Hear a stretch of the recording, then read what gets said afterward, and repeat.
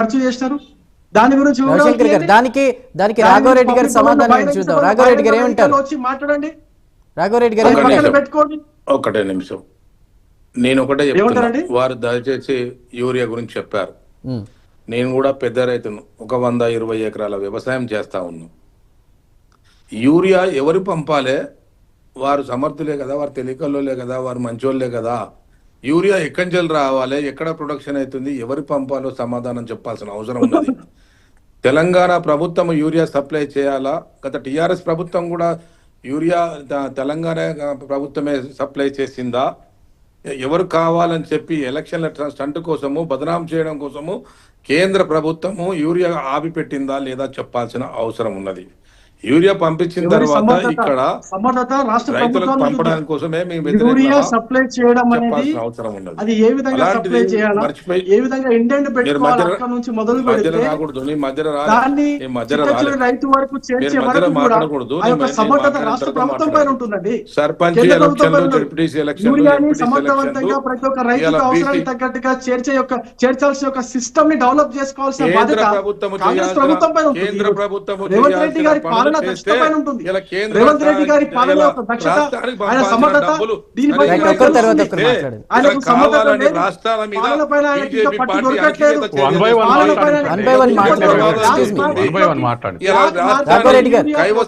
రవికుమార్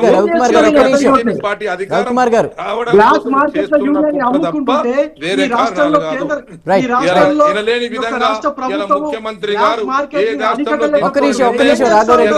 42% బీసీలకు రిజర్వేషన్ ఇచ్చే విధంగా ఒక రెడ్డి బిడ్డ అయినా కూడా బీసీలకు న్యాయం జరగాలి, ఆ సామాజిక వర్గం నష్టం జరుగుతాని రిజర్వేషన్ ద్వారా ఇలా సర్పంచ్, జడ్పీటీసీ ఎన్నికలు స్థానిక ఎలక్షన్ చేయాలనే లక్ష్యంతో ఇలా ముందుకు పోతా ఉన్నాడు తప్ప ఎలక్షన్లు పెట్టొద్దని కాదు, ఎలక్షన్లు చేయొద్దని కాదు. అది స్పష్టం చేయాలి. బదనాం చేయడం కోసమే 10 ఏళ్ళు పరిపాలనలో టీఆర్ఎస్ పార్టీ అధికారంలో ఉన్నది. మరి ఇచ్చిన హామీలు ఎన్ని మర్చిందో చెప్పాల్సిన 20 నెలల కాలంలో ప్రభుత్వం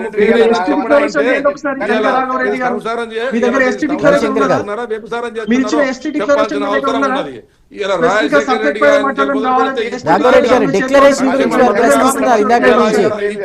రెడ్డి గారు మొదలు పెడితే రేపటి వరకు సంక్షేమ పథకాలను చెప్పగలుగుతాం.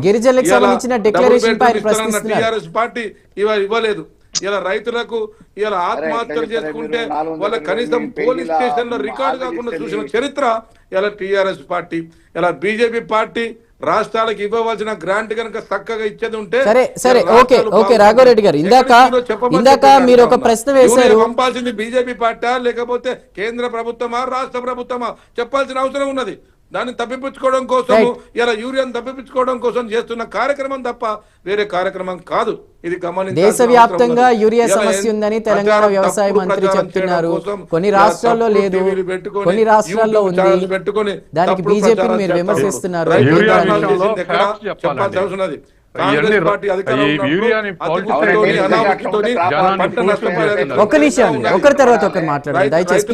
కాంగ్రెస్ ప్రభుత్వంలో చరిత్ర ఉన్నది. ఇలా డ్రిప్ ఇరిగేషన్ మీద సబ్సిడీ ఇచ్చిన చరిత్ర మాకున్నది. రైతులకు చాలా ప్రశ్నలు వేశారు, దానికి సమాధానం తీసుకోవాలి. ఒక్క నిమిషం రాఘవరెడ్డి గారు, కాంగ్రెస్ పార్టీకి ఉన్నది. రాఘవరెడ్డి గారు దయచేసి ఒక్క నిమిషం మిగతా ప్యానెల్ సభ్యులను కూడా అడుగుదాం, సమాధానం తీసుకుందాం. ఒక్క నిమిషం రాఘవరెడ్డి గారు, అలా కదా, ఒక్క నిమిషం ఆగండి ప్లీజ్. ఇలా బీజేపీ మాట్లాడాల్సిన అవసరం లేదని చెప్పి సందర్భంగా ఇలా బదనాం చేయకూడదు, రాష్ట్రాలను బదనాం చేయడం కోసమే ఈ కార్యక్రమం. ఒక్క నిమిషం రాఘవరెడ్డి గారు ప్లీజ్ చెప్పి సందర్భంగా తెలియజేస్తున్నా. రైట్ మల్ల యాదవ్ గారు, ఫౌండేషన్స్ తప్ప ఈ గత 10 సంవత్సరాల్లో అభివృద్ధి అనేది బీఆర్ఎస్ ఏం చేయలేదు. దళిత ముఖ్యమంత్రి నుంచి మొదలుకొని డబుల్ బెడ్రూమ్లు ఇవన్నీ కూడా వరుసగా రాఘవరెడ్డి గారు మాట్లాడారు. దానికి మీ కామెంట్ ఏంటి? ఇప్పుడు మేము చేసినామా చేయలేదా కాబట్టి ప్రభుత్వం మారింది, మార్పు కోసం మీకు ఓట్లేసారు. అయాల రేవంత్ అన్న చేస్తామని అన్నాడు, ఇలా రాఘవన్న చేసినామని చెప్తున్నాడు. తేడా ఏంది? అధికారంలో రావటం కోసం, ఓట్ల కోసం ఆ రోజు మేము ఏవేవో చేస్తామని చెప్పి 420 హామీలు ఇచ్చారు, 6 గ్యారంటీలు అన్నారు. ఇవాళ మేము అన్ని చేసేసామని చెప్తున్నారు. రైతు రుణమాఫీ చేసామని అంటున్నారు. ఊర్లలో పోయి అడుగుదాము, మా రాఘవన్న నియోజకవర్గాల్లో అడుగుదాము. అన్ని గ్రామాలలో మామూలుగా 50% మించో 40% మించో అయితే 120 ఎకరాల రైతులు అని అంటున్నారు. మరి వారికి అయిందేమో కానీ మరి మిగతా 2 ఎకరాలు 4 ఎకరాలు ఉన్న కూడా కాలేదని చెప్పేసి మొత్తుకుంటున్నారు. 2 లక్షలు ఉన్న వాళ్ళు ఇంతవరకు కాలేదు ఇంకా అని చెప్పేసి ఎన్నో సందర్భాలల్లో నెత్తినోరు బాదుకుంటున్నారు. బ్యాంకులకు వచ్చి తిరిగిపోయిన సందర్భాలు ఉన్నాయి. ఇవాళ ఏ హామీ ఆ హామీ గాలికి వదిలేసి మేము అన్ని చేసేసినాము, ఆర్థిక పరిస్థితి బాగాలేదు, అప్పుల పాలైందని చెప్పేసి ఒకవైపు మీరే చెప్తారు, ఇవాళ చేసినామని చెప్పేసి మీరే చెప్తున్నారు. ఏమైందండి? రైతు బంధు మీరు అధికారంలోకి వచ్చినాక ఎన్నిసార్లు వేసిరండి? ఒకసారి వేసింది. 7,000 కోట్ల రూపాయలు ఆ రోజు ఎన్నికల సమయంలో నవంబర్లో మేము నిధులు దానికోసం పెడితే ఎన్నికల సమయంలో వేస్తుంటే కోర్టు పోయి ఆపేసి ఇది ప్రయోజనం పార్టీకి జరుగుతుందేమనే ఉద్దేశంతో కోర్టు దగ్గర అడ్డుకాలు పెట్టి ఆపేసిన తర్వాత ప్రభుత్వం మారిన తర్వాత ఆ పైసలు ఏం చేసిరు? రైతులకు నోట్లో మట్టి కొట్టి కాంట్రాక్టర్ జేబులు నింపారు. మీరు రైతు బంధు వేయలే కదా. మన ఎన్నికలు వస్తాయేమని చెప్పేసి ఒక్క విడత వేసారు. ఇప్పటికీ 4 విడతలు వేయాల్సింది, ఒక్క విడత మామూలుగా రైతు బంధు పడ్డది. 3 విడతలు నష్టపోయారు కదా రైతులు. తాలు పేరు మీద, తూకం పేరు మీద ఏం జరిగింది? మొన్న ధాన్యం కొనుగోలు విషయంలో ఐకేపీ సెంటర్లలో ఏం జరిగింది? ధాన్యం తడిసిపోయి మొలకెత్తుతుంటే పట్టించుకున్న నాదులు ఎవరు? ఇవాళ రైతుల కోసం మామూలుగా సకాలంలో యూరియా అయ్యాక కేంద్రం మీద నెప్పం నెడుతున్నారు. మీకు బాధ్యత లేదా?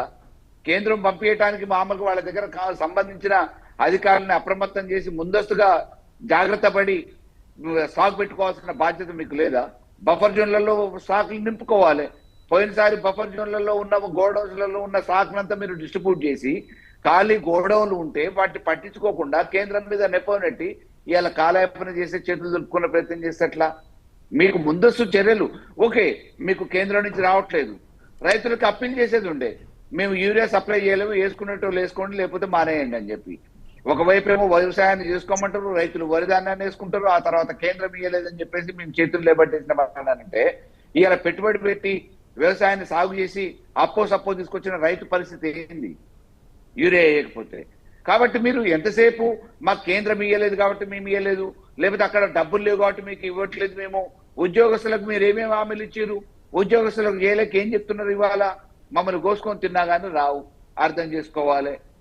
అరే మీరు అర్థం చేసుకోవాలంటే వేరే దేశం నుంచి వచ్చి పరిపాలిస్తున్నారు. అయ్యాల ప్రతిపక్షంగా ఆ రోజు ఉన్నారు. అదే ఒక ఎంపీగా ప్రదేశ్ కాంగ్రెస్ అధ్యక్షునిగా రేవంత్ రెడ్డి గారు పనిచేసి ప్రతిపక్ష హోదాలో ఈ రాష్ట్ర ఆర్థిక పరిస్థితి తెలిసిన వ్యక్తిగా హామీలు ఇచ్చారు ఎన్నికలలో అధికారంలో రావడం కోసం. మరి ఆ రోజు తెలియదు ఈ రాష్ట్ర అనేది హామీలు ఇచ్చేటప్పుడు నెరవేర్చలేక